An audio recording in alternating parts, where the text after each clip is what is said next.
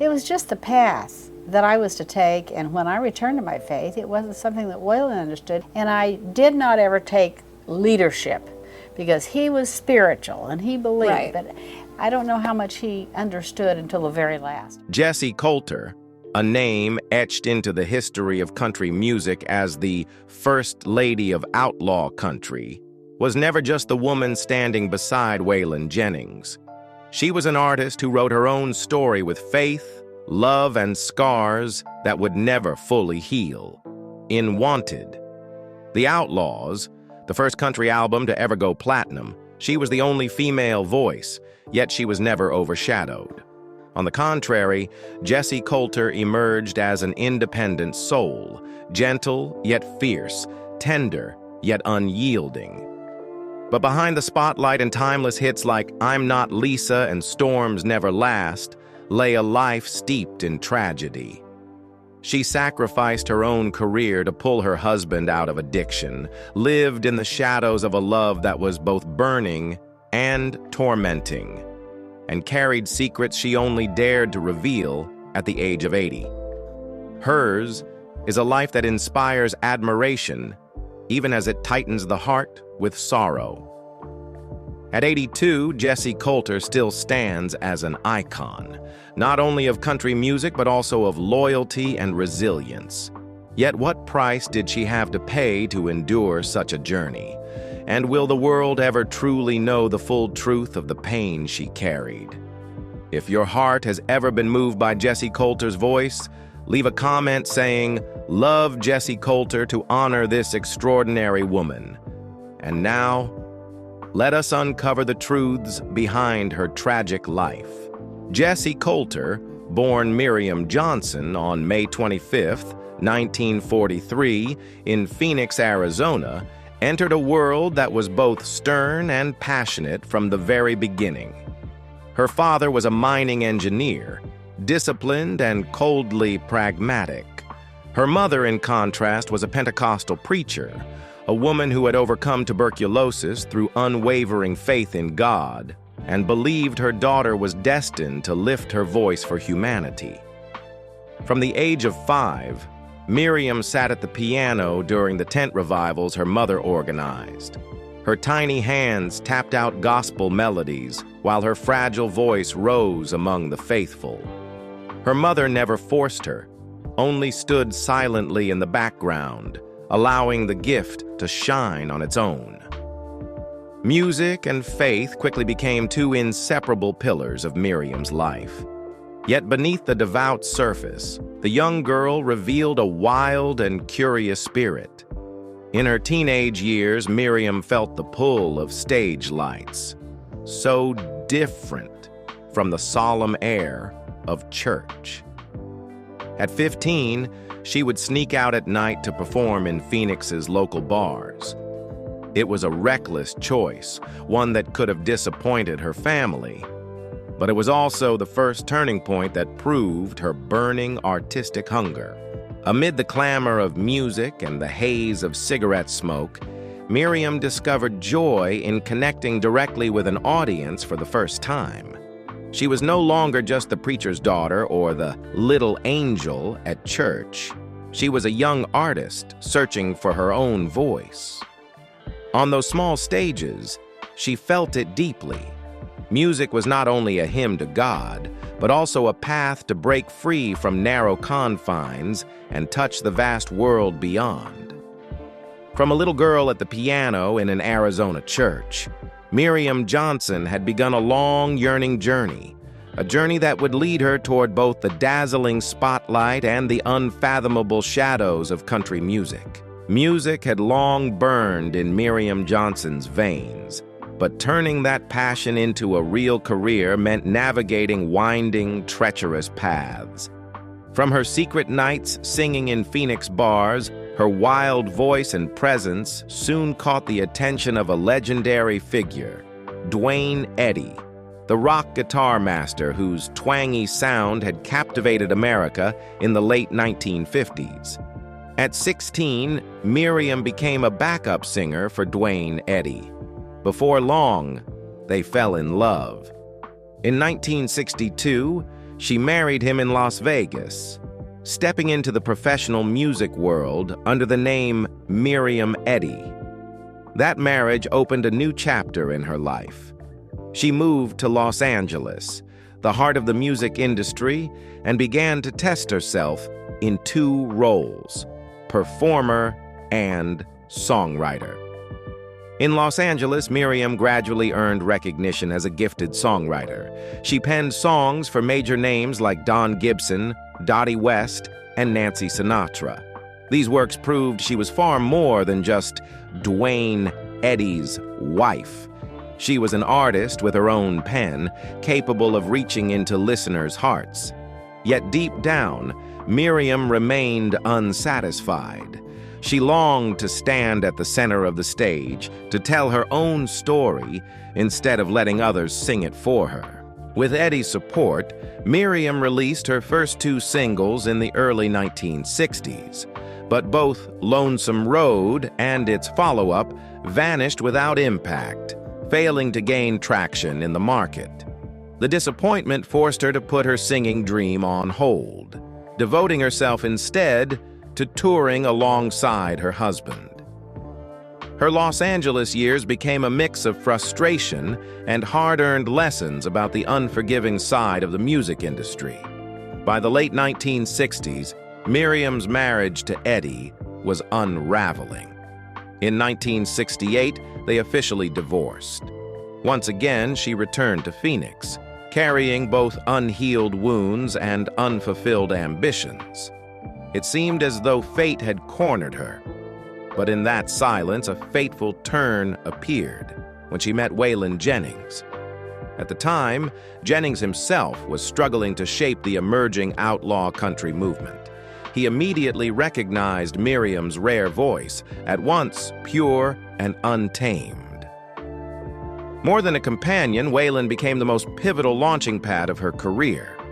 Miriam chose a new stage name, Jessi Colter, inspired by Jess Colter, a notorious train robber of the Old West.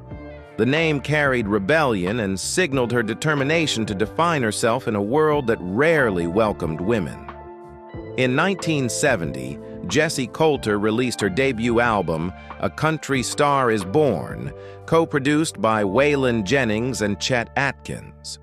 Though not a commercial hit, the album was her passport onto the country music map. It opened a new era. From a young Arizona dreamer, Jessi Colter began to assert herself as a true artist, ready to face both the glory and the hardships ahead. After years of struggling to prove herself, Jessi Colter finally stepped into the spotlight. The turning point came in 1975 when she signed with Capitol Records and released the defining single, I'm Not Lisa. The song quickly touched millions, climbing to number 1 on the Billboard Country chart and reaching the top 4 on the Pop Hot 100. It was more than just a song. It was a confession. A woman living in the shadow of an old love, fighting to assert her own identity while being compared, dismissed, and forgotten. With a voice both fragile and proud, Jessi Colter turned I'm Not Lisa into an anthem of raw truth and the ache of love. Riding that wave, Colter released the album I'm Jessi Colter the same year. It soared to number 1 on the Cashbox Top Country Albums chart, number 4 on Billboard Country, and went gold thanks to its strong sales. Tracks like What's Happened to Blue Eyes and You Ain't Never Been Loved confirmed that she was no passing fad, but a fresh, commanding voice in country music. In 1976, Jessi Colter made history with the groundbreaking album Wanted, The Outlaws, alongside Waylon Jennings, Willie Nelson, and Tom Paul Glazer. It became the first country album ever certified platinum, forever reshaping the industry. Among this band of musical outlaws, Colter was the lone woman, yet she was never drowned out. Her tender yet razor-sharp vocals provided the perfect counterpoint to the fire of Jennings and Nelson. Her duet, Suspicious Minds with Jennings, became a testament to a love as passionate as it was complicated. Half a song, half a confession. She didn't stop there. Colter went on to release career-defining albums, Jessi and Diamond in the Rough, 1976, Miriam, 1977, and That's the Way a Cowboy Rocks and Rolls, 1978. She proved she wasn't dependent on her husband's name. She could stand entirely on her own. Her second peak arrived in 1981, when she and Waylon released Leather and Lace. The album went gold, powered by two major hits: Storms Never Last, written by Colter herself, a prophetic hymn about love enduring through turmoil, and the mashup, The Wild Side of Life / It Wasn't God Who Made Honky Tonk Angels. Notably, Stevie Nicks had originally written Leather and Lace for Jessi and Waylon, but when rumors of divorce swirled, she kept it for herself and recorded it with Don Henley. Even in that lost chance, Colter's influence was undeniable. She was at the center of a web of legendary artists. Though her spotlight gradually dimmed, Jessi retained a special place in music. She earned multiple Grammy and CMA nominations for I'm Not Lisa, and was celebrated as one of the rare female voices bold enough to shatter Nashville's rigid mold. In a male-dominated industry, Jessi Colter paved the way for generations of women who followed, strong, independent, and unafraid to live true to their hearts. If Waylon Jennings' career is remembered as the face of outlaw country, Jessi Colter's stands as its soft, yet unyielding soul. From I'm Not Lisa to Storms Never Last, she turned music into a diary, pain into song, and herself into a timeless icon. If Jessi Colter's career was a book of brilliant songs, then her private life was a diary written in tears. Her two marriages embodied two opposite kinds of pain. One, a love that bloomed too soon only to wither quickly. The other, a passion that both saved and destroyed her. In 1961, at just 18 years old, Miriam Johnson, the young Arizona girl with a gospel voice, stepped into what seemed like a dream marriage with Duane Eddy, the master of the twangy guitar who was famous across America. That union took her to Los Angeles, the heart of the music industry, where she became Miriam Eddy and carried the dream of shining beside her celebrated husband. To outsiders, it looked as if she had found a magic doorway into the world of stage lights. But within just a few years, all she truly found was loneliness inside her own home. With Duane's support, Miriam recorded her first singles like Lonesome Road. But instead of making a breakthrough, they sank quietly into a brutally competitive market. One song barely made it onto the airwaves, another never even escaped the studio walls. Each failure cut into the heart of a young woman desperate to prove herself. In the public's eyes, Miriam was not a singer, not a songwriter, only Duane Eddy's wife. As the long tours rolled on, Miriam spent countless nights backstage watching audiences cheer for her husband. She began to realize that the distance between them was not just the width of a stage. She had a voice, she had ambition, but both were swallowed by Duane's towering shadow. What once seemed like a foundation became a burden, and her artistic dreams shrank within the four walls of marriage. By 1968, after 7 years together, the marriage ended quietly. No scandal, no public drama, just two people whose hearts no longer beat in unison. Returning to Phoenix, Miriam carried all the scars of a 25-year-old woman: a broken marriage, an unfinished career, and a future clouded in uncertainty. Instead of the glittering lights of Los Angeles, what lay before her was emptiness and the sting of failure. Yet in that pain, a new strength began to form. The failure with Dwayne Eddy taught her a costly but vital lesson. No one else could hand her a career or happiness. If she wanted to be a true artist, she would have to walk on her own, no matter how jagged the road ahead. But it was in the very place where she seemed destined to start again from nothing that she met the man who would forever alter her life, Waylon Jennings. He was a rising star in country music, a rebel with a defiant gaze, a charisma that drew people in, and shadows that threatened to consume him. When he met Jessi, Jennings was at rock bottom, gaunt, addicted, intent on destroying himself. Yet in her, he found a light of salvation, and for her, he was both destiny and trial.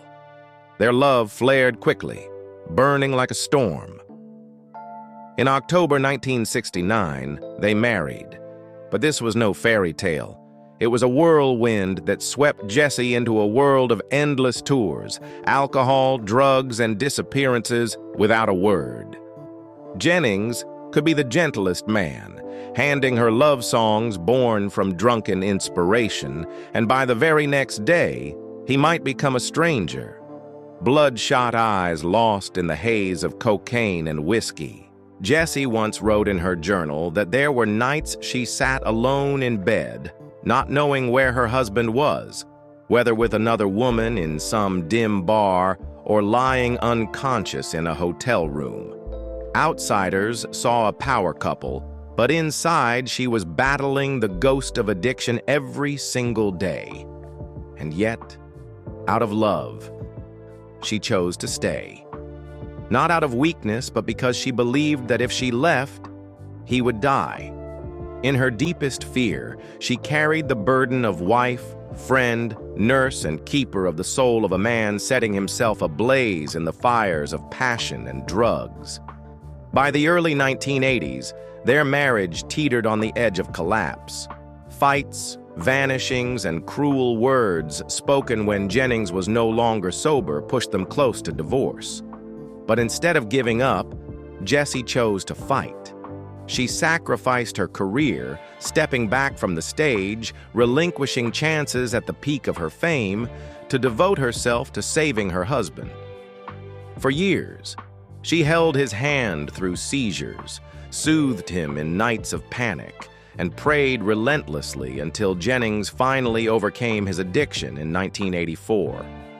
The world celebrated his resilience, but few knew that behind it all stood a Jessi Colter drained of youth and career, who had given everything to save the man she loved.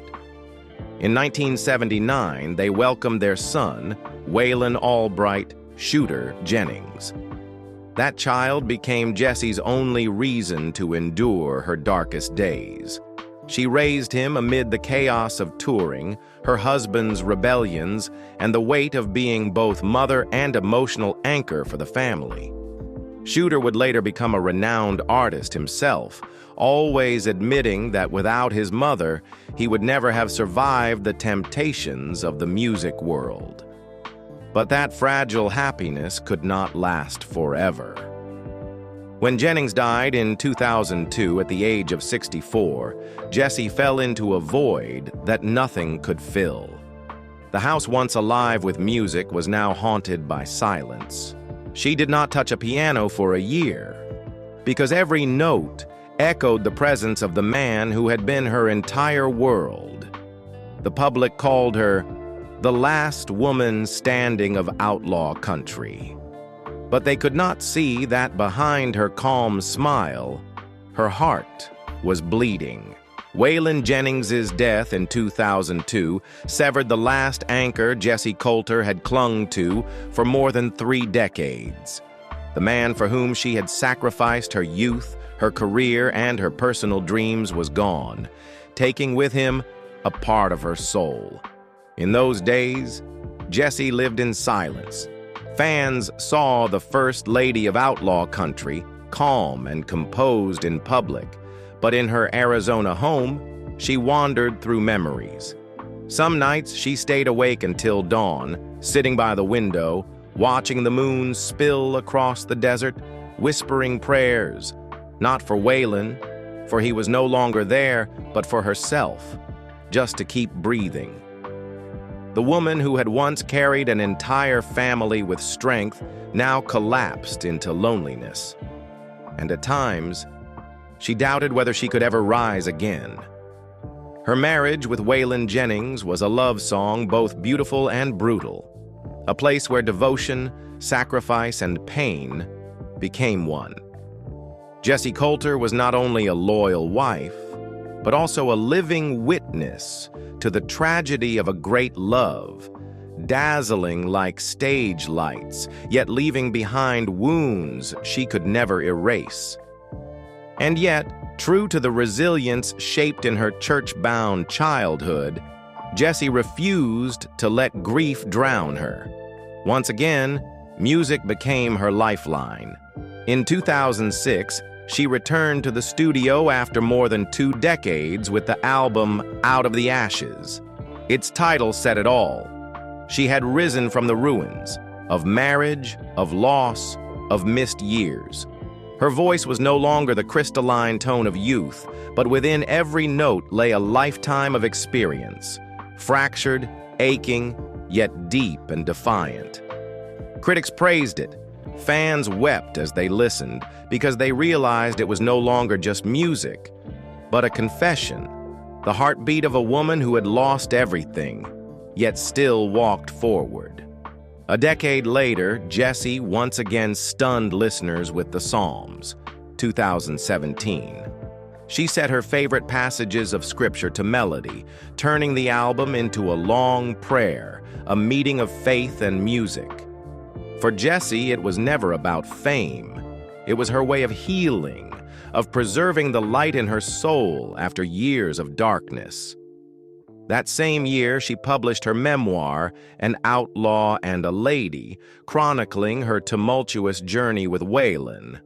At once a half-finished love song and a final farewell.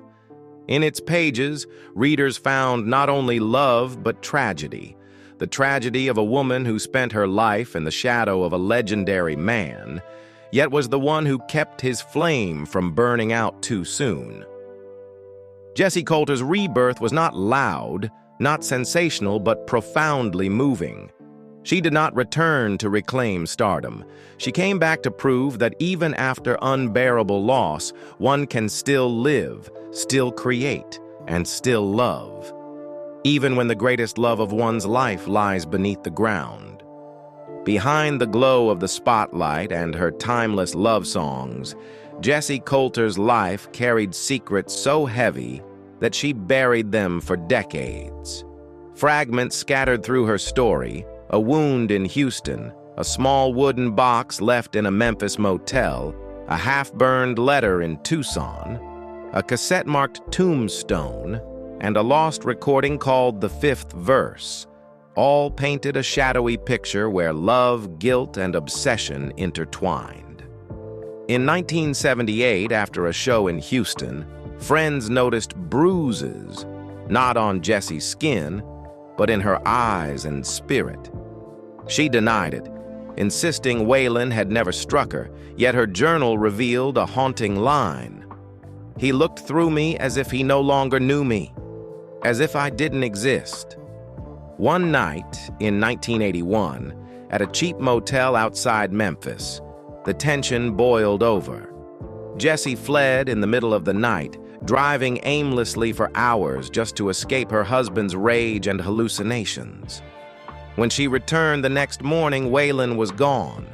All that remained was a shattered mirror and a small wooden box left on the table. She never opened it, never dared to, and for 30 years it sat locked away like a ghost in a drawer. When she finally found the courage to look inside, Jessi wrote that what she saw changed everything, but she never revealed what it was. Another secret tied itself to Tucson. In the early years of their marriage, Waylon forced Jessi to burn a letter warning her that if it survived, it would destroy them both. She obeyed, but the memory never left her. In 1992, while cleaning, Jessi discovered a cassette labeled Tombstone in Waylon's shaky handwriting. It wasn't music, just the sound of him weeping, mumbling confessions about a decision in 1974 that buried more than just a name.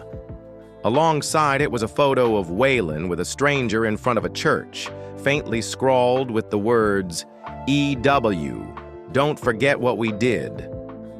Following the trail, Jessi uncovered a sealed court file from 1975 and an unmarked grave in an Arizona desert cemetery. From then on, she was haunted. When she received a photocopied picture in the mail, this time with her own figure faintly visible in the background, panic overtook her. She dragged decades of journals into her backyard and burned them all. The smoke rose like a ritual of release, though in truth it was just another burial. In music circles, whispers lingered about a lost recording, the fifth verse. They said Waylon recorded it one night in 1989 with nothing but guitar and voice. The lyrics spoke of the preacher's lie, the unmarked grave, and the woman who knew too much. The only sound engineer who ever heard it confessed it, left him shaken for weeks. In 2012, during a Q&A, a young fan asked Jessi directly, "Did Waylon ever write a song about Tucson?" She lowered her head and whispered, "He recorded many things he never wanted the world to hear." The climax came in 2022 during a tribute night in Nashville. No one expected Jessi to take the stage. She sat at the piano and began to sing Storms Never Last. But then, she changed the lyrics. "You promised the preacher we'd never go back, but I still hear the shovel, the earth going black." The entire hall fell silent. Her words cut like a blade through decades of silence. Afterward, she slipped out the back door without explanation. It is said, Jessi sent a sealed envelope to a well-known historian with instructions. "Open only after I'm gone." A leather suitcase was entrusted to one of Waylon's closest friends with the words, "Let it reach the right ears when I'm no longer here." Then, under her real name, Miriam Johnson, a raw acoustic album titled Floorboards suddenly appeared on a small platform. Track 7, Tucson, spoke of a church, a confession, and a truth buried before dawn. Days later, the album vanished without a trace. Shortly after, a church near Tucson underwent foundation repairs, digging up its basement, yet no official statement was ever released. In one of her final interviews, when asked if she had any regrets, Jessi replied simply, "Some ghosts cannot be buried by a song." At 82, Jessi Colter lives almost entirely apart from the bustling world that once carried her to the heights of fame. Gone are the lively nights of Nashville. Gone are the blinding stage lights. She has chosen to retreat into the Arizona desert. Her rustic ranch with wooden beams, Navajo rugs, and music relics coated in dust has become her sanctuary. She lives off-grid. No housekeepers, no bodyguards, no noise. She rarely appears at the Grand Ole Opry, the dream stage of countless artists, but for her, a silent wound that never healed.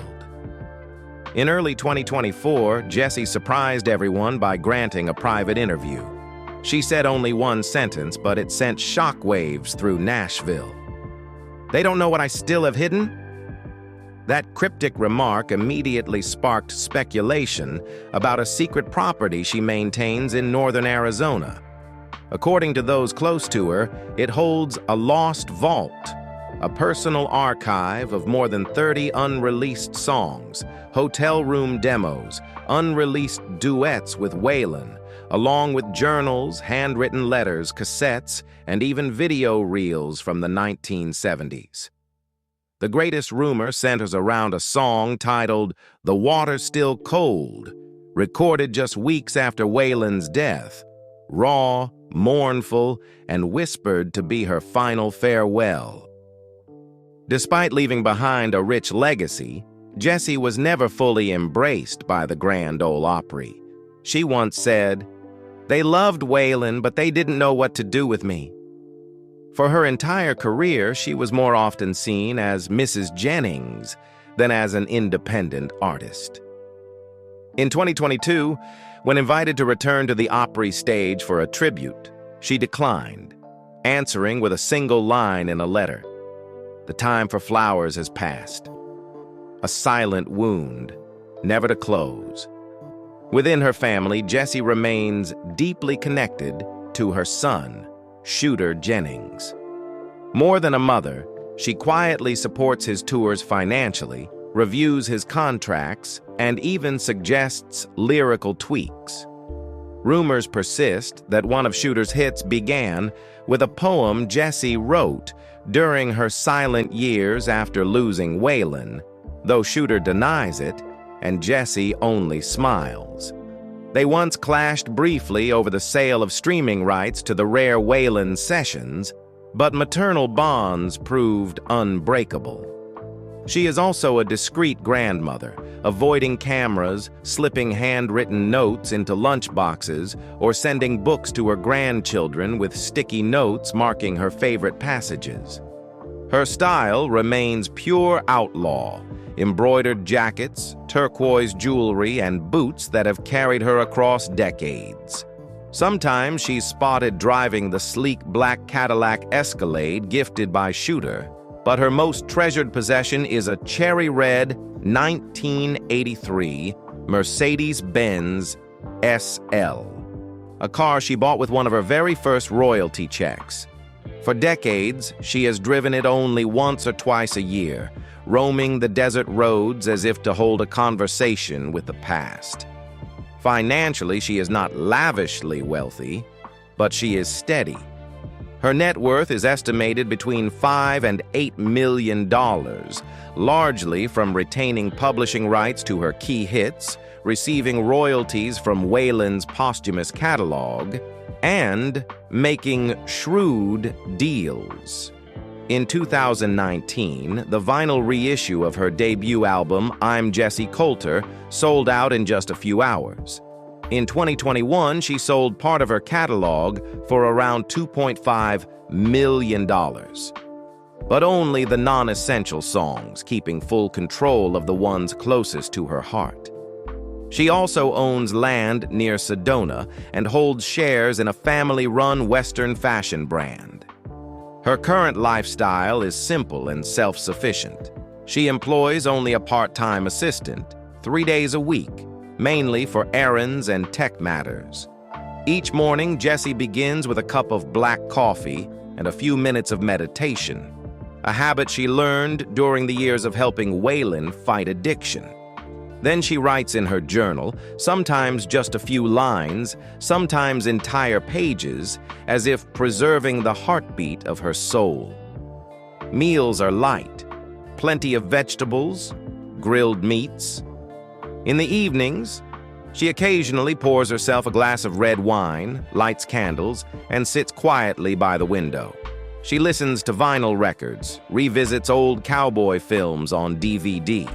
Her body has slowed, eyes weaker, joints aching, steps heavier. But her independent spirit remains unchanged. Her religious faith, passed down from her mother in childhood, has become her deepest anchor. Jessi keeps a private prayer room with a weathered Bible, letters from fans, and candles that burn without end. She often says, "God walks with me on the desert trail." Each afternoon, she can be seen walking slowly through the Arizona dust, a small figure seemingly in conversation with the unseen. And yet, after all, Jessi still keeps something in reserve. She continues recording voice memos whenever inspiration strikes. Drafts remain scattered across her desk. Some speculate it could be a final album, a spoken-word project, an unflinching memoir, or even a documentary she produces herself. But Jessi hasn't said, hasn't confirmed. She believes everything must come in its own time, and that moment, only she will decide. When people speak of Jessi Colter, they remember not only a voice soft as velvet and fierce as thunder, but also a woman who dared to break every boundary imposed on female artists in the conservative world of country music.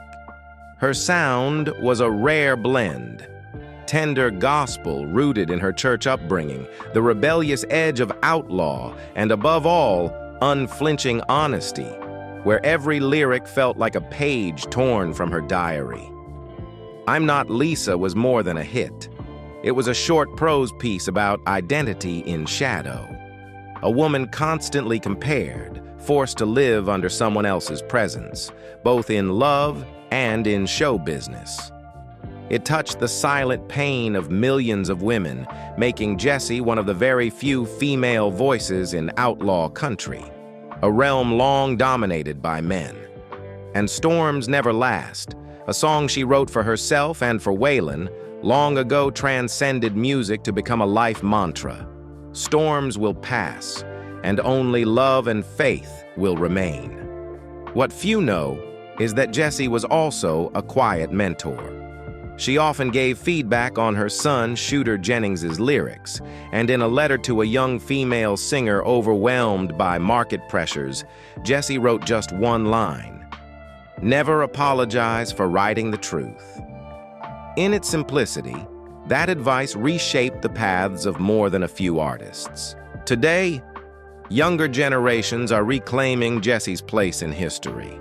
I'm Jessi Colter was reissued on vinyl and sold out instantly. Her lyrics spread across social media like messages carried from the past. Out of the Ashes has become a symbol of healing after loss. The Psalms, a reminder of unwavering faith, and her memoir, An Outlaw and a Lady, a raw record of truth, forgiveness, and vulnerability. Jessi Colter's legacy is also one of paradox. She was both a trailblazer and a victim of patriarchy. Labeled more often as Waylon's wife than Jessi the artist. Yet it was precisely her chosen silence, her patience in waiting for the right moment to speak, and her refusal to play by the industry's rules that made her a rulemaker in her own right. Her legacy does not rest in loud declarations, but in the power of a voice that knew when to rise and when to fall silent, until the whole world had no choice but to listen. The life of Jessi Colter is not just the history of an artist. It is a mirror reflecting the strength of a woman's heart, to love without restraint, to sacrifice without regret, and to rise again from the deepest ashes. She never chose the easy road, nor did she seek the spotlight for herself. She chose love, she chose loyalty, and she paid the price with wounds that never fully healed. Now at 82, as Jessi lives quietly in the Arizona desert, her silence speaks louder than any song. It reminds us that behind the timeless melodies was a life that endured far more storms than we could imagine. And it reminds us, too, that authentic music, like Jessi's life itself, has the power to soothe pain, to outlast time, and to touch the hearts of those still capable of feeling. If you have ever seen yourself in the lyrics of Jessi Colter, leave a comment below. Not to retell her story, but to affirm that her storms carried meaning, because they comforted, accompanied, and lit the way for us. And don't forget to subscribe to our channel so you won't miss the next emotional stories of Hollywood legends.